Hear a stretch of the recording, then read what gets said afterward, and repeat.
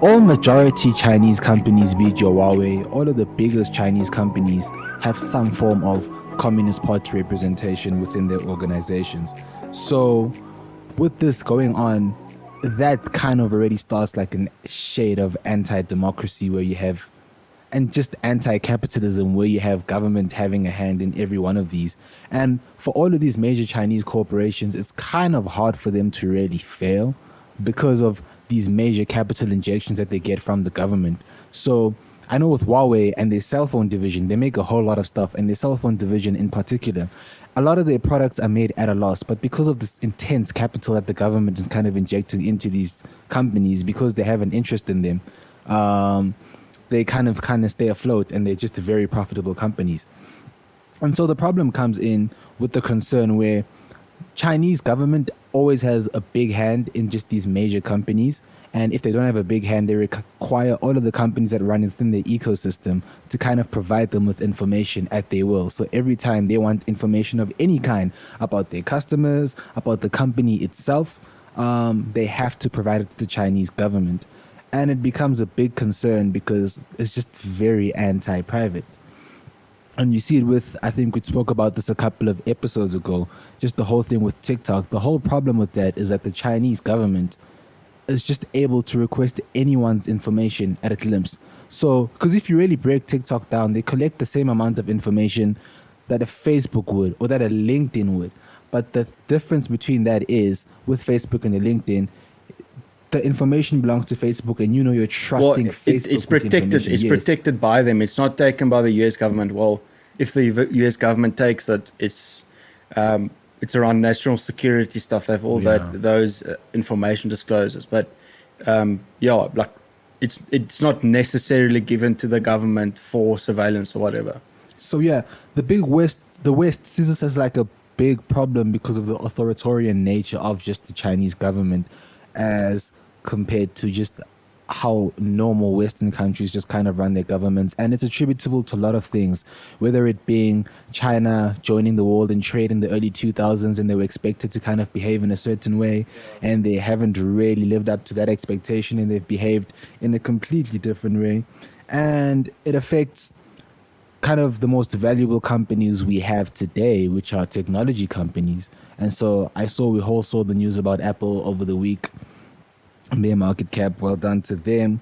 But the government, democratic governments, especially the US government, feel that it's not really fair. Yes. So if we actually, to understand it completely, we have to almost go back into the history of the Chinese economy and how it's built up. So during the Second World War and in the early 1900s, like the Chinese government and the Chinese people were incredibly poor. Like even during the war, the Japanese, who was like a lot smaller than them and have like worse strategic positioning, geographical positioning in terms of war, they overtook the Chinese. So the Chinese were very, very poor. And then they got almost like a dictator or like their leader brought in this policy to nationalize everything in the country, to bring in all nationalize all the private companies. And they almost gave them like I think how it worked is they actually gave these owners of these big private companies roles in the government. And if they didn't do it, they would have been like labeled as enemies of the state and then, well, just hung or something. But so they were this big socialist and communist thing brought up. But then that ended up being very bad for the people of China, where the people got really poor and they didn't have any food to eat because of the imbalance of power, the imbalance of there was no incentive to do anything. It was all a power struggle and so on. And then they started changing it up into allowing private sectors, but like you're saying, almost it's still a very, very integrated private and public sector in China where the government subsidizes all the private operations. And that makes it really unfair towards the rest of the world. I think as well, just Western organizations, because I know a big selling point of the US is the fact that China takes so much intellectual property from them, just annually. just copy, bro. They just steal so much intellectual property from them. And I know they've been quoted as saying, yeah, we all spy, but when we spy, it's for the interest of Americans. It's not to take intellectual property. Okay. And they feel when China spies, and we kind of just let it slide because it's China. Because there's a stat that says that They spy to steal. Yes. Like they'll manufacture Apple phones, but then steal the technology that goes into the Apple phones. And even on just like more softer side with just apps and just application technologies, and then moreover them stealing the stuff, Western kind of apps and stuff like that, and technology companies are often restricted in like the Chinese market, so they can't really operate there. And they feel that's also really anti-competitive because number one, you're stealing the stuff. Number two, you kind of limit our access to your market. And when it works on the other way around, we kind of use like TikToks and WeChats and stuff like that. We kind of use and embrace them to like there's no restriction around them. Do you think that's justified of them to kind of think like that? I think, yeah, we it's a very, I'd say, complex one because I think what we've seen lately is that fight back, you know, because in a sense, as you said, it's anti-competitive, but what they're doing is just boosting their own company's market share, in essence, controlling what the people in China see, you know, because that's when it goes into the whole thing of like, as you said, because they have their hands in so many different companies, they want to control what is going on, you know. So like giving access to Western companies for them would kind of be going against like what they're doing in China. But Western companies give access to their platforms before the pushback. Yeah. I understand there's a pushback now, but it's just like, but we let you guys operate freely. Like, look how big TikTok is. I know it's like a huge example. So that's the thing. That's I think, but we'll get to trade wars. But that's the whole reason behind why the trade wars and why Trump got so upset, because it's saying we're not playing on a level playing field. Yeah, like China is just fighting for themselves, and they are, but they're benefiting from global trade and the globalization and the free world that the UN has created after World War II. So after World War II, obviously globalization, the whole drive behind globalization wasn't always just having free trade. It was also to have peace between countries. And we spoke about the dependence between countries and the threat of countries becoming independent is to global peace. But now America and Trump is saying, well, he's upset because why is China allowed to regulate or like be very anti-competitive and steal technology and provide it to their private sectors and leak that information to them and then go sell it in America and then beating America by prices and everything. And basically what they're doing is just stealing. I also think as well, and I've touched on it, I think also like privacy is a very, very, very big thing. And that leans more into like 5G. So the whole hype about 5G is it's this super fast way of accessing the internet, and you can just have more people connected to one network tile more than ever. And what happens is we're moving towards this direction that we've talked about theoretically for a long time called the Internet of Things. It's when just every type of device is connected to the internet and centralized over there. And if every type of device, for example, I went to an Internet of Things house thing when I was in matric, when I was finishing high school, they showed a house that would run on the Internet of Things, and it's got like everything from like the light switch to the kettle to the fridge. How cool is Internet of Things, so bro? cool. I flip and love it. It's such a good idea, but it's scary to think. I wouldn't want like China having all my data. I was saying like because the Internet of Things, like the way we want to see it go is like they tell you, okay, listen, your bulb in your the bulb in that place there in your house is about to die and then it actually automatically orders a new bulb. And it like your fridge says, okay, it automatically sees what you like to drink, what you like to eat, and it automatically like orders it for you and everything. It would just it would be so scary for corporates to know all of that about you. That's why I think like the world, we need an infrastructure that protects our data. I think it's such a big important topic, because even with like the Experian, what's the name, data breach we just had in South Africa, my data got leaked. I got an email from my bank saying, listen, from this leak we matched your data. They got your name and your surname and your ID number. And they gave me like precautions of what to look at, and that flipping freaked me out, bro. I couldn't sleep. I was like, what the hell is gonna happen? But like luckily it's not like too in depth data. They just have my ID number, which is a lot. The problem is they can steal my identity. Yeah. But Just Bro. imagine an authoritarian government just having access to your whole life. everything, bro. It They is know. literally They your know whole when life. they'll know like when you don't have toilet paper. Yes. I wouldn't want that. I am honestly. Get And- an email. And so that's the concern, and that's why, from America's standpoint, it is, quotation mark, the biggest threat to democracy ever, because it's this government who obviously doesn't believe in like democratic ideals, Yeah. kind of trying to take that over. Yes, they believe, and that's allowed them to be like almost the. So the Chinese government, how I see it, or the Chinese economy, how I see it, is almost like it's where everything is allowed, and anything like there's a lot of advancement because there's a lack of like almost humanity. Almost, I think Elon Musk would fit in there. And I'm just joking. No, we spoke about him, but the thing is, they believe, the Chinese government believes in that they have a very utilitarian way of thinking about life, where what's better off for the majority is what's going to happen, even if a lot of people die. So in South Africa, it's if one person, we let the majority suffer to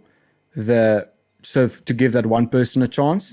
In China, they say let that one person die for the better of the majority. So because of that, they allow a lot of people to die, and a lot of people work in inhumane conditions and so on, which allows them to progress Way very, very faster fast, because it's than very people with unregulated. morals, yes. Their morality is not, they have a different look at morality that I yes. personally can't get with, but that's why they're making so many advances in medicine, in research, in all the R&D space.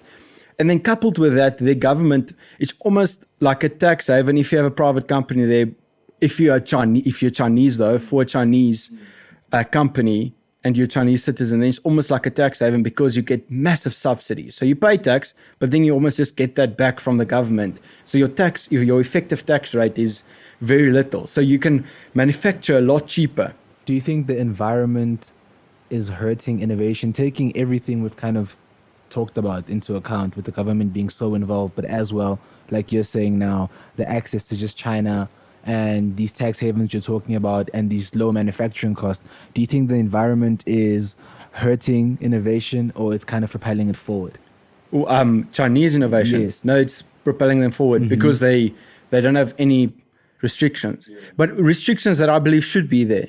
Like innovation is good and going forward is good, but at the cost of morality, at the cost of humanity. I don't believe that is the best way to do it, because it's scary. But and how many movies do we see nowadays where there's like that Thanos thing of bringing balance? There has to be balance for the humanity to thrive. We need balance, whatever. And then there's like that's what the Chinese government are doing with their economy. Basically, they know a lot of people have to die to keep the balance in China. So let's just have them die. I think also to add to that, I think it's it as you said, it progresses innovation on a level at China, but on an international level, I think it doesn't, because now it goes back in the whole thing of like people aren't being allowed to compete on the same level, because then you have the rest of the world going at a pace where we're considering both. We respect the environment. We respect all these factors that come in, and they just go boom, another coal electricity So factory. now, it also plays into this whole race with 5G, where the East is way ahead of the West. But that's simply because we don't run in the same conditions, We have, how many data privacy laws do we have? What happens? I think the Western morality becomes shaky when China starts delivering finished products, or when China starts delivering way cheaper products. Then we kind of start turning a blind eye of, no, if I can source. I wonder, but that's actually another discussion, because I wonder how long that's going to keep on going. How long do you think people would actually compromise their own moral beliefs for their own comfortability? Would they compromise their own morality for the comfortability? So would they actually, knowing that China is doing all of this and this and this, would they still buy Chinese products just because I don't want to wait any longer and it's so much more efficient? I think our generation, and I just think the younger people, we always have a conversation that always runs up at some point in our conversation to baby boomers and just how we think. I think maybe in the past, yes, but now I think we're so just conscious and just environment conscious and just politically conscious that I see it having a hard time. I see people having a hard time. It was like the kickback that Nike got when we found out the conditions that people at their factories kind of work, you know. But I think in past generations it would have been easier. But with us, we're less accepting of behavior, especially humanitarian rights. We're far less accepting of that. And I don't think it will pass with our generation. And if it does, I don't think people would publicly say that they're sourcing stuff from China. Yes. With our generation. And I think what's going to happen actually is going to happen over time though, because at the moment they're actually moving out. The baby boomers are moving out of like top management now and actually retiring and so on.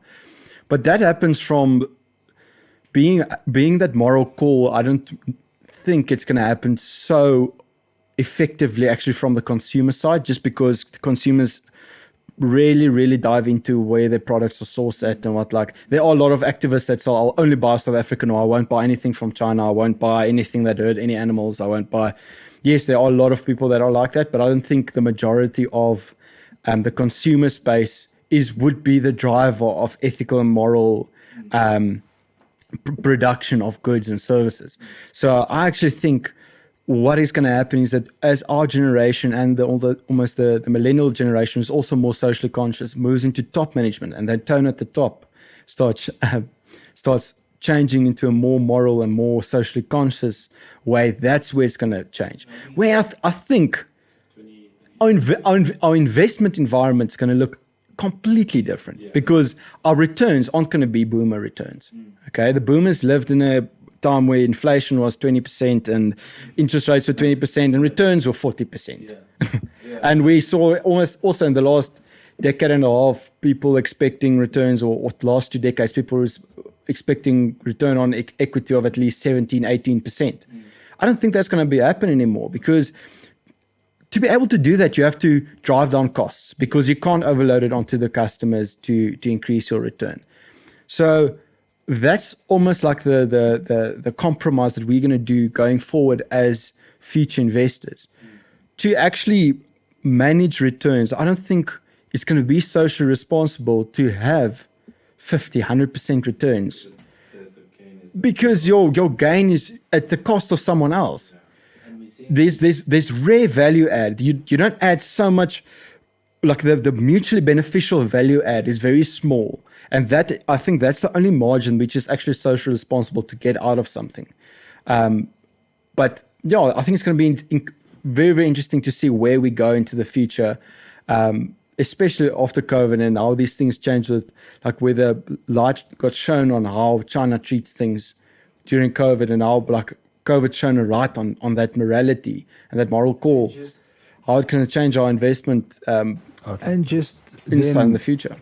Gradually becoming a superpower, like you're saying, more stuff, even besides COVID, that we're seeing, whether it be concentration camps, there's rumors of concentration camps going over there. In China? Yes. With Muslims? They have Muslim concentration camps. It's actually very, very, very scary. It's crazy. And it's very underreported, because that's the thing. They also monitor their media, and like the news that come out of it. We don't know anything about China, actually. I have a friend who lives in China, and just us communicating through FaceTime or through Instagram is such a process, because he has to go through this VPN, and then after that he has to do something. No way. They're not allowed to use like Facebook. China is a whole different environment, and but doesn't that keep them back from economic? Not necessarily. It's gonna start giving back diminishing returns as soon as they hit like a peak. So it's gonna help them a lot at the beginning, because they can stay still and all this like secrecy and everything. But at a point, it's because of that lack of transparency, there's going to start becoming. They do enjoy a very relatively like closed off economy, which, like we're talking about, allows them to get closed off in terms of no one knows what's happening, right? Which allows them to get away with like a lot of stuff, whether like we're talking about it be on like a human rights level, or just economic practices generally not accepted in the global economy.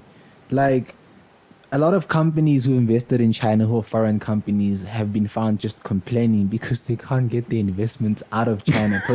And you can't tell them anything. Yes. So they get foreign direct investment. They say, no, you're not allowed to take your money out of the country. Exactly that. It's funny, but it's exactly what's happening.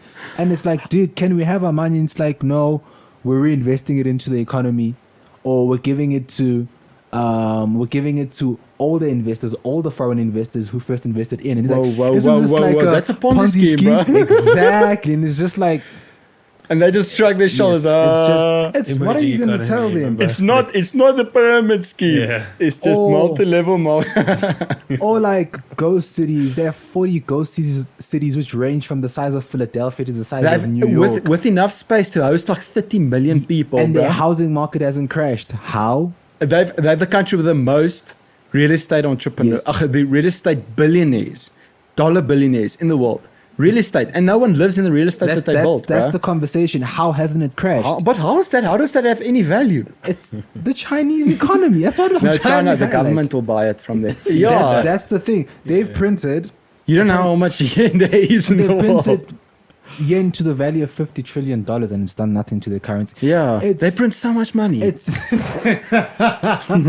it's insane. It's just like the economic practices that they just let slide because, like I'm saying, they're so closed off. Is insane. Whereas if we were to do that and just but I think that's a good segue to get into like the trade war and why Trump really gets so angry at China because he says it's like playing soccer or football and one guy just picking up the ball the whole time and running to the other goal and throwing it into the goal. And we like saying it's cheating, but that scoreboard keeps picking up as if it's a true goal. And he just gets so angry because it's just not fair. All of us have to live by a certain morality, have by a certain standard. And we accept certain trade regulations, which accept certain free market. We understand that if we do something stupid, if you run a business badly, it's going to go insolvent. We accept that. We respect that. But China just like rigs all the rules, make up their own rules, run with that ball and go throw it into the goal, and then tell the rest of the world you have to use the yen as a global currency. And that just like flips off Trump. Yeah.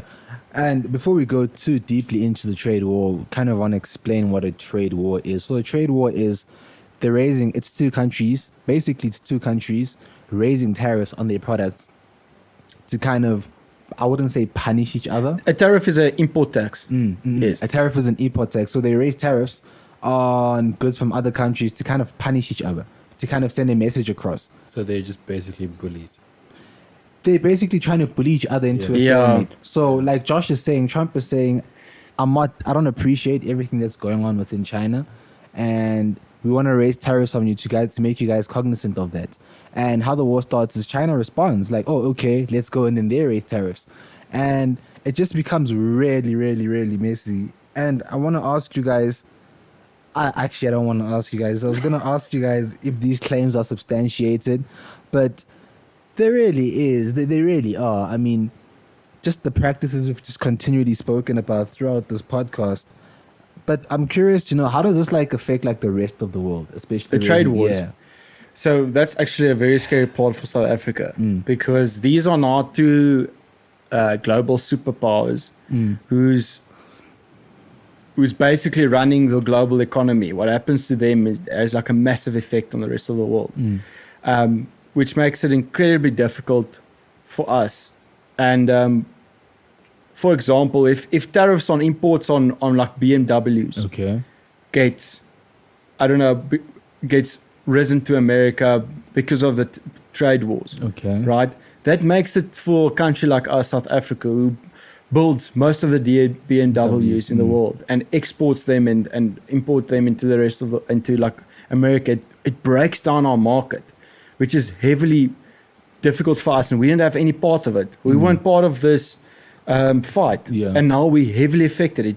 It absolutely destroys like the global trade relationships, which makes it very, very difficult for our foreign trade. And same with like Brexit. Is almost it's the same thing where the ties are broken now between EU and and Britain. Luckily for us, we have a very good trade relationship with Britain, and now maybe mostly of their imports will come from South Africa, especially for their food. But yeah, I mean, a lot of the developing third world countries are heavily affected by this. How do you guys see this ending? Is there an end in sight? If there is, how do you guys see this? Like, no, it's going to end with either Trump losing the election and it's just going to die down, or they're going to keep on fighting like a Cold War. The Cold War went on for like 40 years. It's going to be the same thing. It's just going to keep on going. Trump until Trump has like if he wins the election, he has one term left as president. He'll keep like, fighting it. What, he has 4 years then? Then maybe it will die down, but... what would you guys... I don't think they'll never have peace, because I don't think what the Chinese are doing, they're cheating and they're getting away with it. Why would they change? Yeah. And I think the the worst people big enough to stand up to them is America. So. Yeah, and now the worst is what's happening now is, okay, Trump saying if TikTok wants to continue in America, American company has to buy it. Yeah. So Microsoft step in and they're going to buy it for whatever price is set. Like Huawei is banned, which actually affects a lot of the Trump followers, which is interesting. But like he actually compromised a lot of his supporter base by banning Huawei, which is very interesting. Just by raising tariffs, I saw something where it affects the conservative voters, Republicans. A lot of these voters. I saw an interesting fact where he raised tariffs on soybeans or something like that. Yes, right. And a lot of these voters are people who kind of manufacture these soybeans that go to China, and their biggest market is China. Yes. And so it's interesting to see the political... And now they're heavily affected. Like they can't sell as many soybeans anymore because of this. It's a bit of a hit and miss there, because also I saw something about like they were trying to revive some of their industries. So there is tariffs, and then the opposite effect happened, because now a lot of people in that industry went out of business because again their biggest market was China. Yes. So so Trump wants to bring like a balance where China became like the manufacturer of the world, the factory of the world, because they have the law, the humanitarian laws, all of that is just a lot cheaper to do things there, right? Actually, when you manufacture something in China, your most expensive cost is actually getting it back to your country. Like the freight costs are like 80 or 90% of your product costs. Wow. So what Trump basically wants to do is he wants to bring the factories back to America. And you know what's interesting, right? Yeah. Tesla has always had their factories in America, and Tesla is trading currently at a PE. I don't know. Their share price went from $17 when they IPO to over $2,000 now, and they're going to do a 5-to-1 stock split now. Yeah. And it's I don't even know. I think obviously the trade war has had a big impact on that, because their manufacturing levels and their the impact of the trade wars was almost nothing, because I think Trump wants all American companies to have that way of doing business, doing that, the Tesla way of building the business there, having the factories there, having American workers working on the cars, having developing the IP in the intellectual property in America and keeping it there, which is actually something that we in South Africa, we're so bad at. We don't keep anything that we develop. We have incredible intellectual capacity and capital here. We have very, very clever people. But what happens is we develop IP and then we just sell it. And then we buy back we have to pay a licensing for it forever. Yeah. And that happens especially in like the agriculture space. And I mean, even the technology that's used in the Teslas, the lithium ion batteries that Elon brought to market, which was like groundbreaking, was actually developed by the CSIR in South Africa. Really? Yes, even before he came out with it. So that's how clever our people are here. But we keep on selling it and then buying back our intellectual capacity, our licensing for the intellectual property. But that set aside, I think that's the whole motivation behind Trump, like with the trade war, saying, listen, China is cheating, and it's going to be a lot better for people to do everything in America, even if it makes it a bit more expensive. But people will have more money, people will have a job, people will have dignity, people won't feel like they're just a charity case from the government, and so